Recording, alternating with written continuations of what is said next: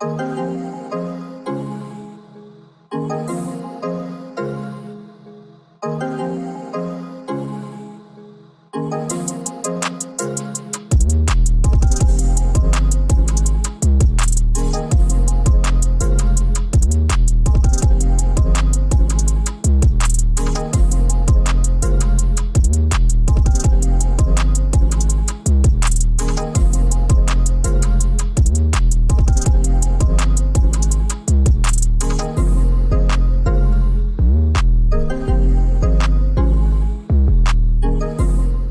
are live.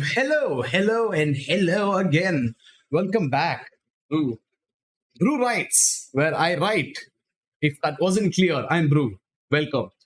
Yes, so very obvious name for the stream. Everyone knows that. Everyone knows who I am at this point, I hope. If there's anybody who doesn't know me, then welcome. I am Brew, and I am here to stream for you. I'm just going to make sure everything is running smoothly and then we can get started. If there are any issues with the stream, please tell me and I will fix them immediately. I am checking everything. I did a pre-check and now I'm doing a current check, a live check, and everything seems fine. So please tell me if there's anything at all that needs to be done. Okay. So, live on Reddit. Hello, Reddit. Welcome, guys. I don't know if any of you remember me or if any of you are joining again, but I'm the guy who writes writing prompt stuff and then narrates it out. So a few of you enjoyed my stream last time, and I hope that you guys will enjoy it again today. So welcome. And we can get started. I'm getting bots on YouTube. I'm so unpopular that bots are the only ones who comment on my YouTube stream. But anyway, we don't let the bots get to us. We decide what the bots do. So let's get started with the first writing prompt for today. Actually, just a quick note before that.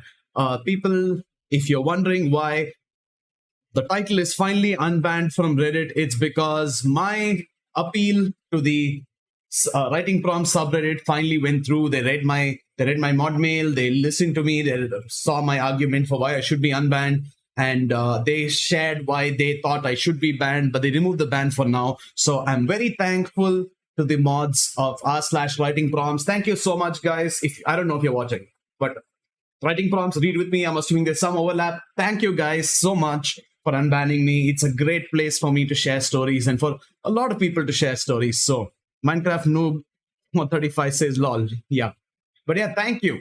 And I've been asked to not touch on the subject matter that got me banned in the first place. So I'm not doing that. And we are in for a little more of a jovial spirit of stories instead of the darker kind. Miggy Dota says hi. Hi, Miggy Dota. Thank you for joining. So yeah, let's get started. The first writing prompt is: nobody knows you're a superhero. Not because you have a secret identity, but because your powers only work when nobody is looking. Call me Ubermensch, claimed the superhero. He was appearing in his first TV interview and he was getting a little ahead of himself. The man was good, no doubt, but he had a limitation to his power. If anyone who didn't know his true identity would watch him try to use his powers, they wouldn't work. He was getting a little too arrogant for his own good, though. And we are live with Ubermensch, the hero who took down the dreaded supervillain Morealis. As you all might know already, Morealis is a supervillain who rose to fame through the power of love. Yes, love. He had a supernatural ability to make people fall in love with him and thereby do exactly what he wanted them to, started one of the co-anchors. Yes, we can never forget the time the mighty hero Might Father gave up his life to take down Morealis and landed him in prison. Unfortunately, Morealis managed to entice the prison guards, made them fall in love with him, and arranged for a release in the quiet of the night. That's why we are so excited for Ubermensch to be with us today. Welcome, Ubermensch, and please tell us all about how you managed to take down Morealis in what can only be described as an epic fight. I think no one saw you fight him, so this is your time to be in the spotlight. Well, started Ubermensch, the fight was indeed epic. But unfortunately, I had to make sure no one was present except for my good friend, the hero, Camera Boy, to ensure that we would get footage of a hero who has never been seen before in action. Ubermensch, he claimed. a screen behind them started playing the video and started off with Ubermensch and Morales standing off against each other. Then they both clashed, but Morales disappeared and appeared right in front of the camera and said, "Hey, how you doing?" From that point on, the camera was only focused on Morales, and camera boy could be heard talking about how hot Morales was and how he'd love to be his friend and more. Ubermensch cursed under his breath. He put on a smile for the camera. Unfortunately, the video couldn't capture the speed and awesomeness of yours truly and could only show Morales in action instead. "Now you know his secret ability," he claimed. "But, Ubermensch, we are more interested in you. We have never seen you in action, and you've taken down the biggest villain in recent history. Have no fear. We prepare an entire arena with fake villains for you to show us just how you take them down," one of the anchors claimed. Shucks, thought Ubermensch. His first TV appearance, and he was doomed to fail. He was escorted into the arena, and the stands were full of people. He got even more demotivated, but still had to put up a show. He ran into the arena and punched the first target in the face and was ready to follow up, but instead, his hand recoiled in pain. "Ha ha ha, dear Ubermensch. We've had these targets specially made to withstand a hero's abilities. You'll have to bring out your true power to take them down," claimed the other anchor. Ubermensch held his head in his hands and went through the whole situation in his mind. He was supposed to be famous. This was supposed to be his big break. He couldn't let this ambition go to waste. "No," he spoke up. "Before I show you my true power, I need to show you another truth. Behold!" He ripped off his mask and showed his true face to everyone. "I'm a 20-year-old man named Normus Acrolis, and I got fired for a face bonks for missing work due to hero work," he screamed out. He was desperate. Now everyone watching knew his true identity. He started using his powers freely. He punched down one target, zipped to the next, and fireballed that one. He pulled the third towards him with gravity and folded it into itself. He ran towards the fourth target, lifted it above his hands, and summoned magical wrapping paper that wrapped the target up and made sure the mouth was sealed and gave it as a present to the anchors. "And this is how Ubermensch beat Morales," he claimed. And the crowd cheered. Ubermensch had never felt such thrill in his life. Giving up his identity was worth it. He was thanked and praised and given all the attention and then sent back home in a luxury car. But, once his 15 minutes of fame ended, all Normus was left with was endless messages from fans who wanted his abilities to help them, or villains who easily found him out through facepalms. And he never got a TV interview ever again. So that's the first prompt. So again, isn't it some Nietzsche reference? Asked Miggy Dota. Yes, Miggy, you are right. It is a Nietzsche reference. So for those of you who are new, I read out the story and then I give a little explanation as to what I was thinking when I wrote it. So Ubermensch is, if people say it's Superman, but it literally translates to above man, which is a concept from Nietzsche's answer to nihilism. And he claims that so Nietzsche was an existentialist, and he claimed that life had no intrinsic meaning or value, and that it was up to the person themselves to give their life meaning. And he said the person who could break free from traditional rules and traditional morals and create his own moral code, to create his own meaning in life, would be above human, hence Ubermensch. And I just thought it'd be a fun name for a superhero, especially one who's getting as self-involved as this guy is. And as for the other one, it's Morales, which is a name I literally thought about of nowhere. I don't know if it's a reference. If you guys think it's a reference, you are right. It is a reference to that thing over there, which you definitely thought of, and I also definitely thought of. And I gave him the ability, the power of love, where he can literally charm anyone he wants. And the way he charms them is by looking at them and saying, "Hey, how you doing?" Which is a direct reference to Friends. I don't know why it came into my mind at that time, but basically Joey has the supernatural ability of love, and so does Morales. That's how he gets all his bad work done. That's how he tricks people. That's how he gets famous and rich and so on and so forth. And the prompt also said that the powers only work when nobody is looking, but I tweaked that just a bit, and I said that the powers only don't work when somebody doesn't know his true identity. And also the ultimate camera boy, very, very interesting, deep meaning name over there. It's not something that the average person can think, okay, it's a boy with a camera, okay? Like, it's a camera boy. That's all I can say. Hi, Forrest Dan. Brew is so lonely, he says. Thank you. I am lonely. That's why you guys are here. And yes, the rest of it was just him trying to show off on his powers and actually live up to the hero standard that was being set in the world. And everyone knows that once you get your 15 seconds of fame or 15 minutes of fame, nobody cares about you afterwards. We've seen people rise in insane popularity and then fall off, and nobody gives a shit about them anymore. And someone who reveals their identity through and is easily found through Facebooks is definitely a person who is a target for that. So basically, he gets that one interview, everyone cares about him, and then now they've seen all his powers and now they know who he is. They don't care about him anymore, and he ends up never getting any appreciation in life after that. Forrest Dan says Brew has no friends. Okay, guys, don't listen to Forrest Dan. I actually do have friends. They're just not here right now. Okay, Migi Dota was on Twitch. He's a friend. He left, but he was there. And fine, I don't have a lot of friends, let's just say, but I have friends. Okay, basically. Can we just agree upon that? Okay, but if you have any thoughts about the story, you can let me know. I'm just going to take a quick sip of water and then we can move on to the next story.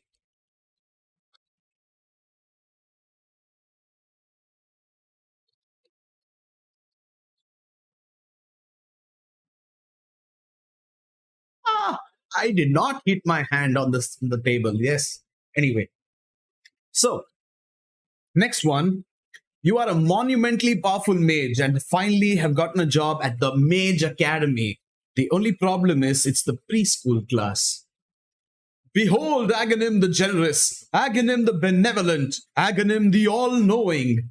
Aghanim was known to the world as the world's strongest mage. None could threaten him, and none could ever hope to reach even a fraction of his power. Even birthed a puppet son called Rubik, who was feared as a grand magus himself. Alas, one day, Aghanim disappeared.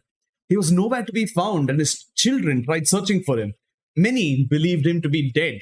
Many others believed him to be weakened and in a state of recovery. Still, others believed him hidden away to the world, sensing a great threat to the world and biding his time to return to power and protect the world from the great confluence.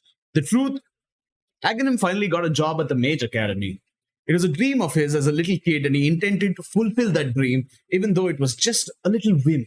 He was leagues beyond anyone at the academy and anyone who would ever come out of it, but still, it was his whim. Except, he got the preschool class. Of all the possibilities, Aghanim had applied for the sorcerer class, where the wizards were already fleshed out and had specializations and were the perfect sacrifices to throw into the continuum wall to battle the primal beast so that Aghanim could continue to have fun meddling in people's lives and throwing them into the midst of danger. Really? He bellowed. You put Aghanim the Enlightened to teach preschoolers? The mage in charge of assigning teachers didn't seem impressed. Dude, I'm just someone who does the janitorial work here. I have no idea who this Aghanim dude is supposed to be. If there's a problem, please take it up with Carl, the headmaster. Oh, it wasn't a mage. No mind. Aghanim was still in a place he didn't want to be. He needed to vent. He needed to... No! He yelled. Oh well, he ended. Time for Aghanim to go teach some preschoolers some fun things about magical beasts. So, for those of you who know who Aghanim is, this is a direct reference to one of my favorite games. Let's be real, it's my favorite game. The prompt, I missed the story, so no thoughts. The prompt is amazing. Other one. Yeah, I probably didn't do a very good job with this prompt, I must admit. But for those of you who do know Aghanim, he is a character in Dota 2, my favorite game. I said one of my favorite games, but I only play Dota 2. I don't play anything else. I have no life. But yeah, so basically he's supposed to be the world's strongest mage, and he actually has a puppet called Rubik, who's actually a hero in Dota. And Aghanim was always this mystery, just handling a star that is a like a first copy of Aghanim's staff would give heroes immense power. And Aghanim was thought to be dead or lost and all that. And I decided to put him into the Mage Academy. So just to explain why I thought of this particular thing, Aghanim is called the Grand Magus. He's one of the Grand Maguses, at least, and he's supposed to be the most powerful mage.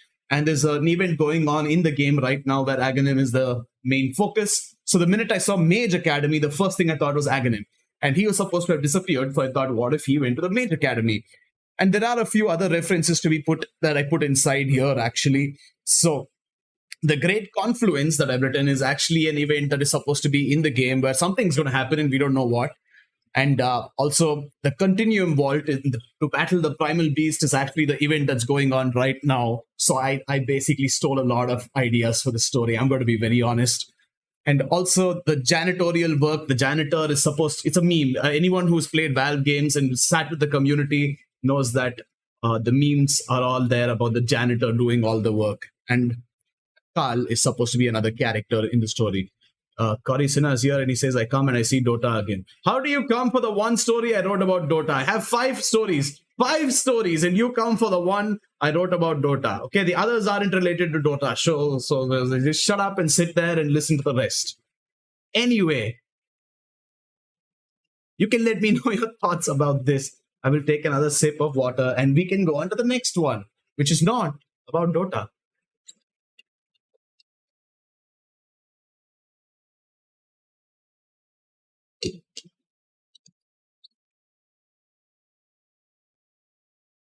Also, Cory talks a lot of shit for someone who's an otaku and literally relates everything to Japan. But anyway, continuing on.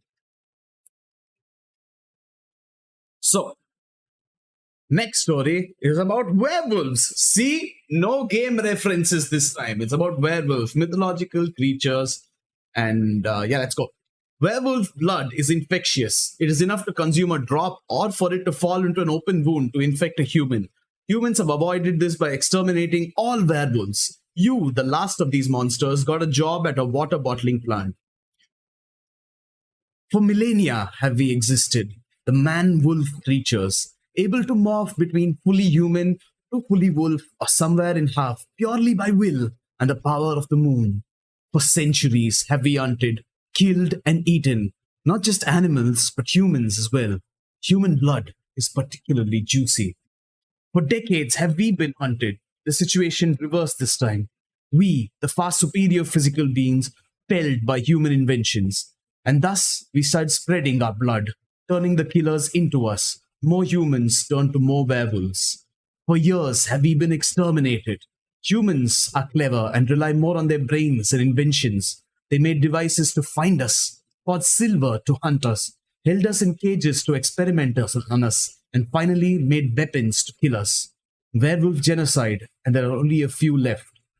For months have I hidden from humanity and my brethren, alone, lonely, save for the ever-growing urge to kill and feast on human meat. The werewolves, myth, for we have been exterminated, save for me, a lowly human according to human standards, a factory worker who was paid what they call less than minimum wage, threats upon my life if I wish not to work. I persevered. I was the last of my kind, but I intended to be the first of my kind soon. I worked my way to the magical elixir factory of the humans, their very essence. Like blood for the wolves, these pitiful humans needed the tasteless liquid they named water to continue their wretched living. Now, I was in charge of that elixir factory, and I had full control. It has been too long, and my aging body marches quickly towards death. I know my time is nigh, and I shall use it well.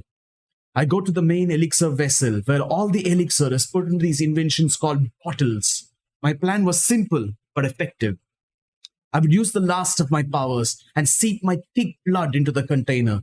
I lifted the blade and made cuts along my arms. I ensure that every drop enters the vessel until I'm satisfied. I limp back to my home and save my energy. My last act will be watching the world explode with my kin again. I wake up the next morning and switch on the television set. It's a human invention that shows you moving pictures from around the world. The bottles with my blood elixir have been sent out. I eagerly await the birth of new wolf kind. But all I see are masses of people screaming and rioting. A protest, they call it. It reminds me of the witch hunts for my kind centuries ago. They all say the same message as my heart sinks. I realize what the humans protest. They protest the bottles of drinking water my company makes and vow to never drink it. This was the last thing I heard before my long life came to an end. Beep, Nestle. Okay, so the ending was quite a bit of a meme. Lol, what a sad guy. Screaming at others, get a life, man, says economy ad 5398. I remember you from somewhere, I don't know where. But no, the guy I was screaming at is actually my friend. He's my IRL friend, and he was just mocking me, and I was just ribbing him back. So not really screaming at others. I'm just reading out stories for people to have fun with. But cool. If you thought of that, that's okay. I don't mind. You can think of me as sad. Karisana says, lol, Nestle, I like. Yeah. So the ending is quite a meme, but I'm pretty sure most of you are aware of the situation with Nestle. So, firstly, the story is kind of straightforward. Here, I just wanted to write as well as I could. As much as I could, I tried my best to just make it about the writing itself. And humans, as we all know, can come up with the most clever inventions to get rid of literally anything we don't like. We have gotten rid of almost everything we hate, and werewolves are going to be no exception if they actually existed. So this werewolf decides to basically contaminate the water supply of an entire company and make sure that more werewolves come out into the world. And he's the last one. He's been away from everyone. He's been lonely. He's been unsure of what to do, and finally he gets the option of being in charge of the water bottle production factory, I guess. And he does do it. He does whatever he does successfully. He manages to contaminate it fully. If anyone drinks that water, they are going to burst into werewolves. But unfortunately for him, Nestle is a piece of shit company who has been destroying water supplies all around the world, and people have finally wisened up to what they're doing, and they've been talking about this for a very long time. Very important thing that actually I myself learned about recently were their scummy practices, how they don't pay enough for water, and how they deprive entire towns of water by basically stealing it all away at an extremely low price. So the riots are going on, and literally nobody is going to drink Nestle's water. And unfortunately for the werewolf, that means he is the last one of his kind, and he dies alone and sad. Much like Boris Dan said, I was alone and sad. Soya Bean 55 asks, how much for the Naruto poster? The poster, you mean, if you're talking about this one, that was actually a gift from a dear friend who went to Japan around 10 years ago. And she went around looking for stuff to get me, and she found this Naruto poster. And it's not a poster, actually. It's more like I don't know what it is. I just keep it because it's nice to look at. And she got me chopsticks. She got me really nice Japanese chopsticks, which were eventually stolen from me, if you can believe it. Had it in my bag, and somebody stole my bag, and all that was in the bag were my chopsticks, because I used to like eating with them, and some random crap like some college supplies, books and shit. That's it. And yeah, it got stolen from me in a very shitty way. But yeah, how much for the Naruto poster? I have no idea how much it cost then, but I'm pretty sure it was pretty cheap. We were not very rich in college. But yeah, if you have any thoughts about the story, you can let me know in the comments, and I will have another sip of water and then get the fourth story, second last story of the day.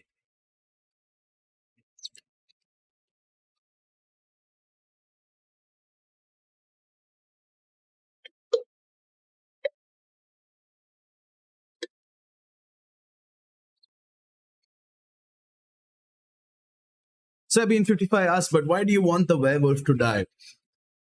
So it's not that I want the werewolf to die per se. It's nothing against werewolves. I like werewolves. Werewolves are fun. They're very imaginative concept, I think. But it's more of what what can actually stop a werewolf who contaminates an entire bottle factory or water manufacturing factory. Like if he contaminates an entire factory and then all the bottles are contaminated, that means a lot of humans are going to turn into werewolves. And I'm pretty sure that's what a lot of people are going to go for, because they're like, humans became werewolves. Now they're werewolves bursting around all over the world. And I was like, well, that's going to be my first thought. I was like, why can't I try something a little different? The werewolf is successful.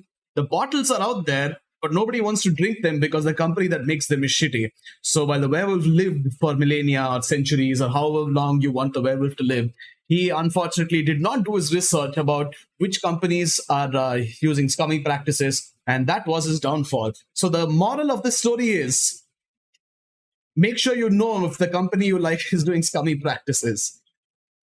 I'm kidding. I just killed off the werewolf because I'm a heartless, cruel guy that way. And it's so the 55 also says, "Lord, my maid stole my spoons." Who does that?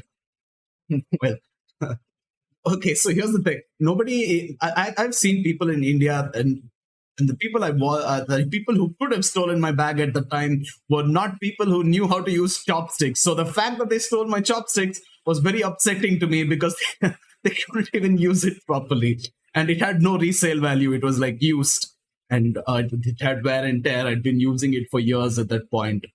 But the guy who economy ad 5398 was saying I was shouting at Corey, he actually got me chopsticks as well, and my brother also got me chopsticks. I am now the proud owner of these clear pink chopsticks with Mew on them, because I'm a Pokemon fan as well. So I got my chopsticks back in some way or the other.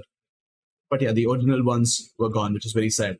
Anyway, my computer froze. I don't know if my stream is still going on. Okay, it's back. Okay, sorry, my bad. I don't know what happened over that slight glitch in the matrix. Next story. Next story is about a knight. The knight in your party has always been intimidating, always wearing black armor and always silent except when absolutely necessary. You never even saw his face. Turns out he's simply socially awkward and also really liked black. Jeeves and his party finally defeated the horde of slug monsters that threatened the mountain village Yubari. They warily went to the local bar where they could collect their rewards. The party sat down and ordered drinks as Jeeves went to show proof and get the prize money. He came back and noticed that Lancelot, the huge black armor-clad knight, sat in silence with no drink in front of him. "Get a beer for my Lance boy right here, and one for me too," Jeeves shouted as he joined his party. Masha, Lancelot, Travis, Yugir, and the leader Jeeves. They all joined together as a band after Jeeves put on an ad for party members to join in as long as they were ready for janky ways of doing things and having a ton of fun. I repeated the paragraph over here. Oops. You see, Jeeves didn't like to do things by the book. He always liked to trick, bamboozle, gibate, or just plain cheese fights and encounters and win them in a non-traditional way. That's why Lancelot was a part of the team. Masha was a healer and not much use in an offensive battle. Travis was half demon, but he only got goat legs out of it. Completely human otherwise. And no demon skills to even speak of. Yugir was a wizard who could cast spells, and honestly, Jeeves had absolutely no idea why she joined. She was way too strong to be in a party of this caliber. Jeeves himself was human, but a crafty one who knew his ways around magic tricks and swords. Lancelot was the bulky, scary brute who the party would throw at the front to act as a tank and to just stand there, menacingly. Lancelot didn't lift his lance a lot, but when he did, everyone would turn tail and run, before even the first stab. He was extremely useful when the Lich King brought out his giant sword and then threw it down and gave up the fight just looking at Lancelot. Speaking of Lancelot, where in the world did he go? He probably went to pee after drinking, but he's been gone a while. Jeeves got up and went out, hoping that something bad didn't happen. He couldn't find Lancelot in the bathroom or the front of the bar. He went to the side and saw his helmet on the ground. Fear set in and Jeeves panicked. He ran around the corner and Lancelot lay there, squirming. Not in pain. A few puppies had surrounded him and were all jumping around his head and licking his face. Lancelot just lay there, jiggling his body as he got tickled and enjoyed himself thoroughly. Jeeves just stood there and watched with a smile, having never seen his party members squeal with joy like this. The most anyone heard out of Lancelot was a heavy grunt, and here he was, giggling like a little kid. Wanting to join in the fun, Jeeves walked ahead to lie down next to Lancelot, and he froze. He realized something as he moved. Lancelot was a little kid. That explains why he never spoke. He probably wanted to seem very macho and tough, but damn, people a lot older than him were throwing him in front to scare away monsters. Child! Lancelot saw Jeeves and immediately covered his face. Jeeves lay down next to him and said, "It's okay, Lance. It doesn't matter what you look like. You know, you can talk freely. We aren't going to make fun of you for being a kid or anything. In fact, if anything, it's admirable what you do." I can't talk properly to people, he stammered. I just want to have fun and be friends with you all. Jeeves, the 32-year-old adventurer, felt shame knowing that he risked the life of a kid who didn't have any friends. He put an arm over Lancelot's chest and said, "Don't worry, little buddy. We're going to protect you, all of you." And that's the first time Lancelot felt accepted in his life. So, there you go. Those of you who are saying that I write dark stuff all the time, nice wholesome story right over here. Oh, we have some comments. Soyabean55 says they say Amazon has bad work environments, but we can't afford to not avail their services. And I've some LED chopsticks. LED chopsticks sound pretty freaking cool. I must admit, sounds very cool. I would love to actually see them. If you could, if you're interested, you could just DM me and show me the chopsticks. I would love to see them. And yeah, Amazon does have bad work environments, but so do a lot of other companies. And most people, yeah, of course, cannot afford to not avail their services. But I've actually seen a lot of people who have de-Amazonified their life, or de-Googlified their life, or de-Appleified their life. And that's actually pretty cool that they do that. I personally use all the services, but I would like to get to a point in my life where I can pick and choose what I can get rid of, and just leave that environment behind and go on to something that's making a more positive difference to the life. I'm not going to. I can't say anything to anybody who does use these services, because I do too. But well, maybe the max we can do is try to minimize the amount we're giving to these companies, at least, and support someone who's doing something good. Who is doing something good, I can't tell you, because I am not an authority on that subject at all. But you can do your research. I'm pretty sure you'll be able to find out people who are local or maybe even global, but are doing something really cool and fun. And so Soyabean55 says, "Will do. Thank you." And also send me a link for the LED chopsticks. I would love to own LED chopsticks. I haven't eaten with chopsticks in a long time, but goddamn, I would love to own them. I'm somewhat of a chopstick collector myself. My God, one day I should just do a stream where I talk about all my chopsticks and show them all off. And also, taking a sip of water, and then we can go to the final story of the day.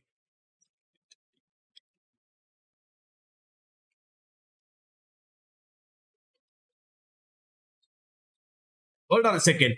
I didn't explain anything about this story. So, those of you who are interested, slug monsters, not sure why I thought of them. Slug monsters was just the first thing that came into my mind, and it seemed like something a low-level party might do for a mountain village, which might not have a lot of money to give to people who take care of these bigger beasts, Oh, sorry. Soyabean55 also says, but the person who's doing good and local charges more. Yeah, that's the problem. That's the problem. So you need to be in a point in life where you can afford to pay the extra money to get something locally grown or organic or artisanal or whatever word you want to put to it.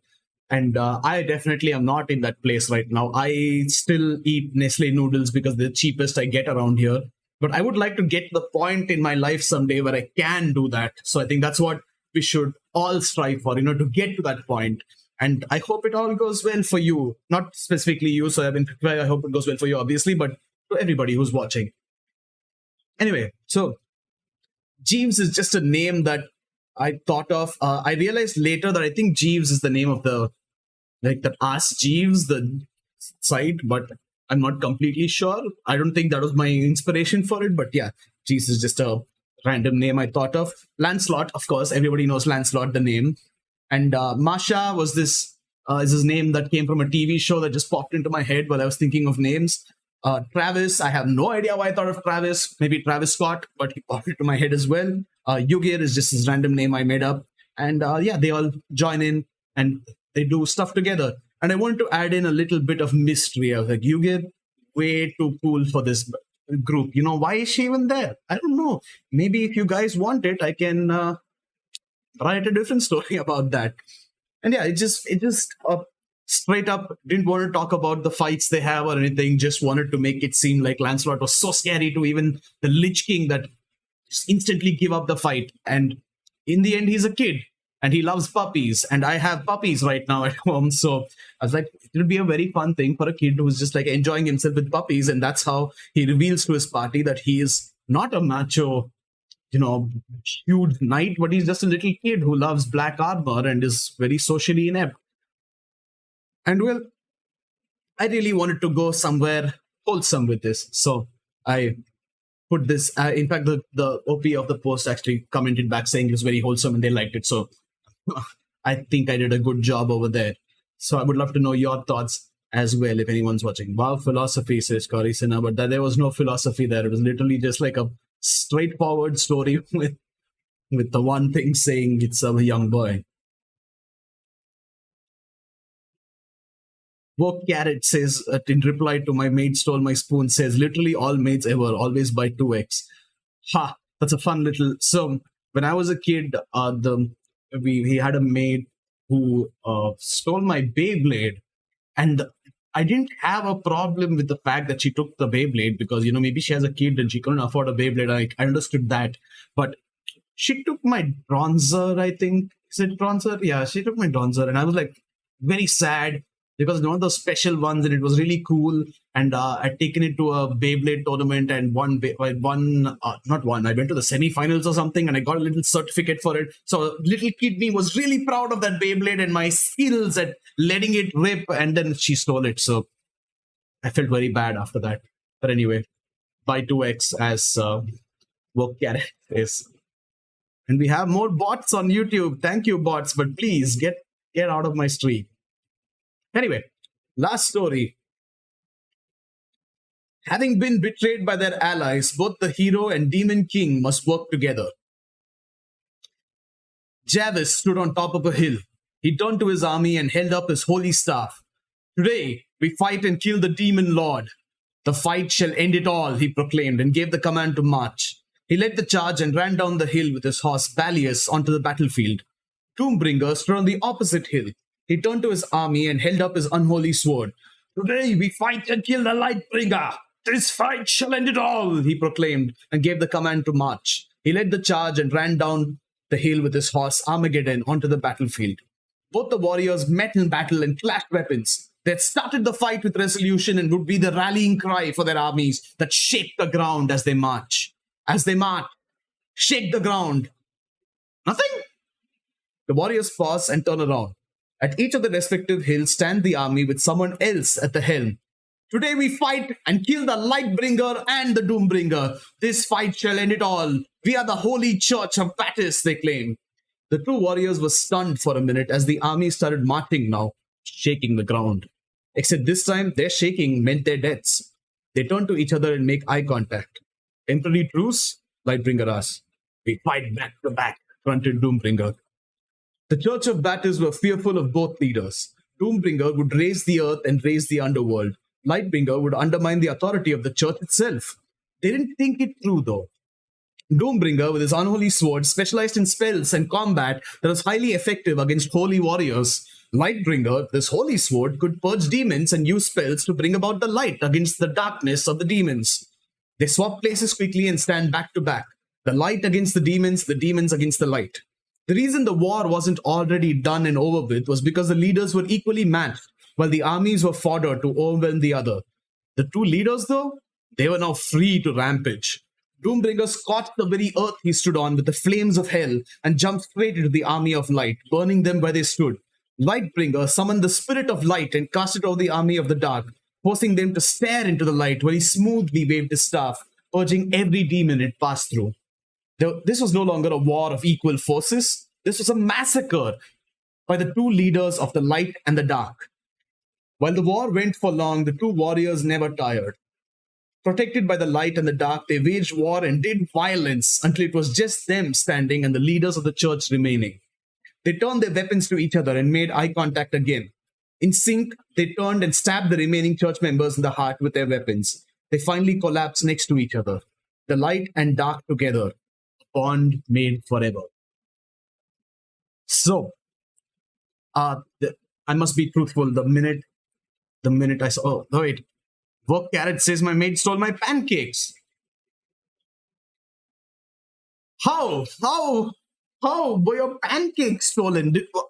Okay, I'm confused. So did you or did she make pancakes, or he or she make pancakes and then just ate it before you found out that they made pancakes, or did you make pancakes and then they stole it?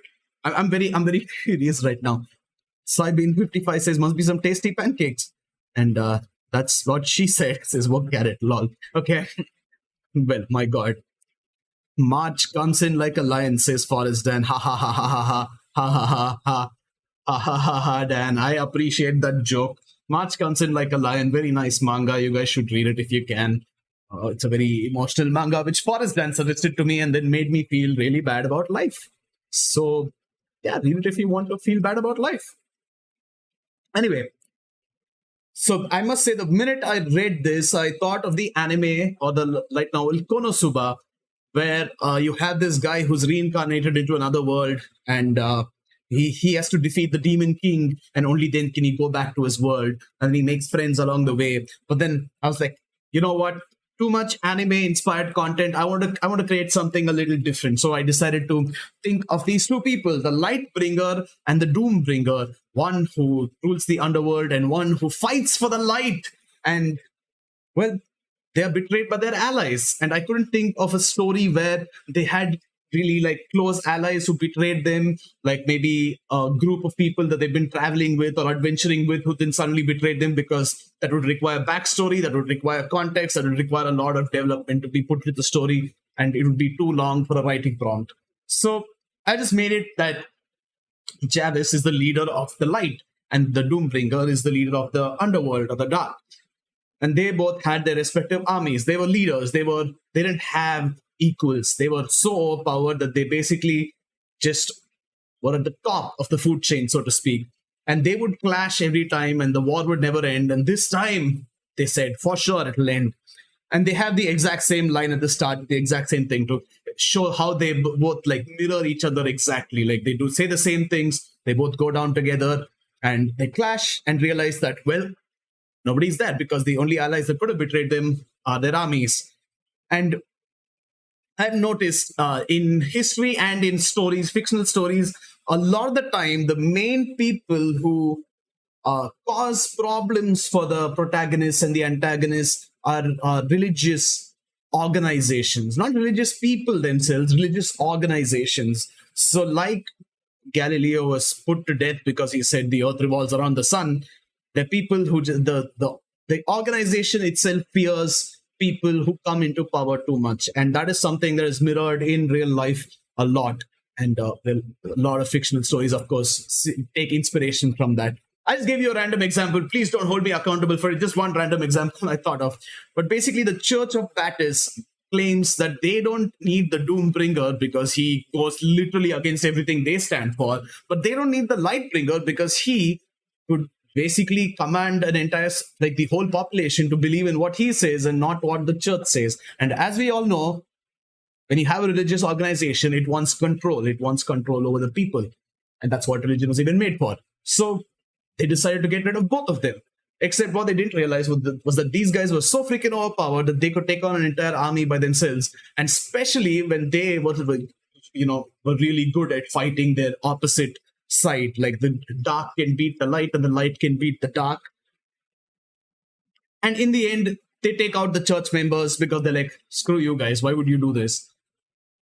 And they collapse together. So are they dead? Are they not? That is for you to decide. Maybe they collapsed together and they died. And they were friends in the afterlife if the Doombringer has an afterlife. But what I thought of at least was that they collapse together, they're just exhausted, and they make the bond there, the light and the dark, where they're now friends or they're now allies, and they decide to do something about the world together. And again, this is a story that like excites me a lot because I think there's a lot of things we can do with it. And then if like, especially with light and dark force coming together, it can be really, it can be like a really addictive story, so to speak. So I've had a lot of fun writing it, and I hope you liked it too. Also, Work Carrot says, I made pancakes, had counted them because calculations, a few left with her. I'm sorry you lost your pancakes. I hope you weren't starving that day. And also, Karisina says, Dota again, nice. It's not Dota. You do realize that the word Doombringer itself comes from mythology. It's not a Dota thing. Also, do something where we can give you prompts. Yeah, sure. If anybody in chat wants to give me prompts, you can definitely do that. I have a Telegram, which is on the... Where do I point here? Is it here? somewhere here. I don't know where to point here, but yeah, it's somewhere here. So you can come to the Telegram, or you can come to my Discord, which is on my YouTube channel if you want, or you can just message me on Reddit if you're from Reddit. And if you have any prompts that you want me to write, you would like to see where I can go with it, I would love to hear from you guys. You can just put it wherever you want, and I will include it in the next stream, which will be on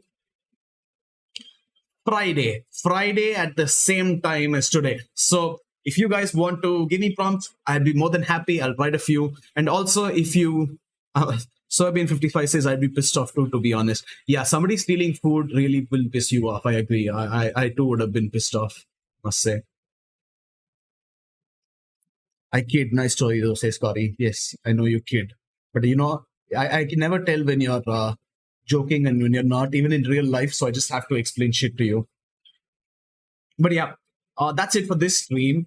Just to give, if any of you missed it, by the way, if any of you are joining in now and you found something that you found interesting, you can just find me on YouTube, Brew Writes, BRUWRITES. It's on the stream somewhere here. And you can just follow my YouTube or just check out my YouTube. I will be putting out each story as its own thing. So you don't have to worry about watching the whole stream. You can just read the stories or watch the stories that you think are interesting. And if you want the links to the stories themselves, I can give it up to you. But just don't go on Reddit and upvote them, because that's vote manipulation. And I really do not want to be a part of that. Please do not do that. And also, Woke Carrot says, I fought with her, man, cried and everything. God, wow. Your pancake situation really like blew up, I must say. But I hope you and your maid were happy with the pancakes, and it was really nice at the end of the day.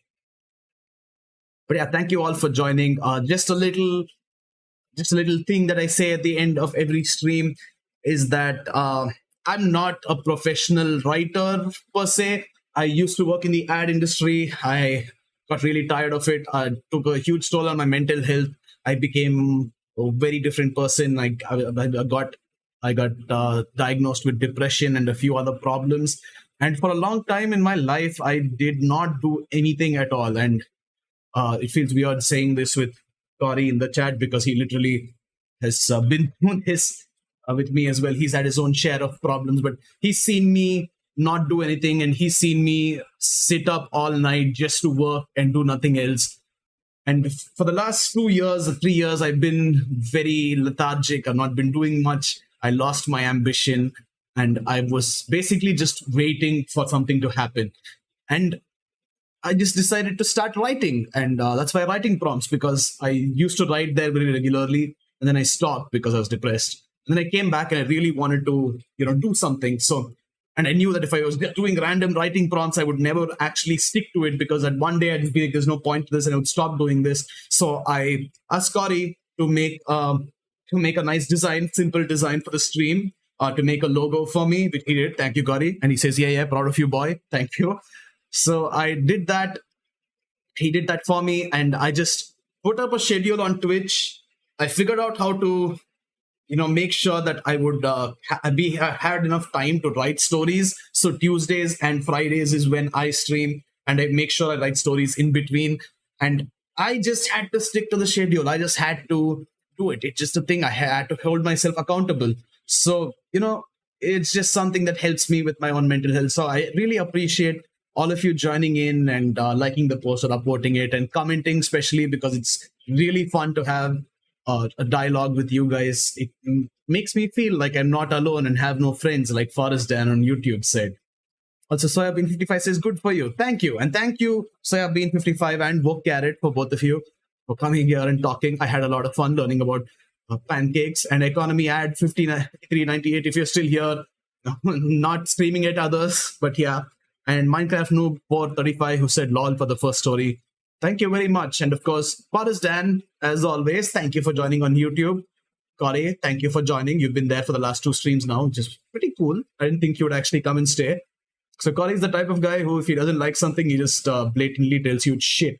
He won't even tell you, like, it's not that good. He'll be like, it's shit. But surprisingly, he hasn't told me that yet. So I'm taking that as a compliment. And Miggy Dota, thank you for joining on Twitch. I shall be back on Friday if any of you want to be there. Again, YouTube, if you want to see any of these stories which you missed out on. and Discord if you want to give me writing prompts, and follow me on Reddit if you don't want to come to any of those two, but you want to know when I'm streaming next. So again, yeah, thank you all for joining. I shall be going now, and I shall be back soon. Thank you. Goodbye.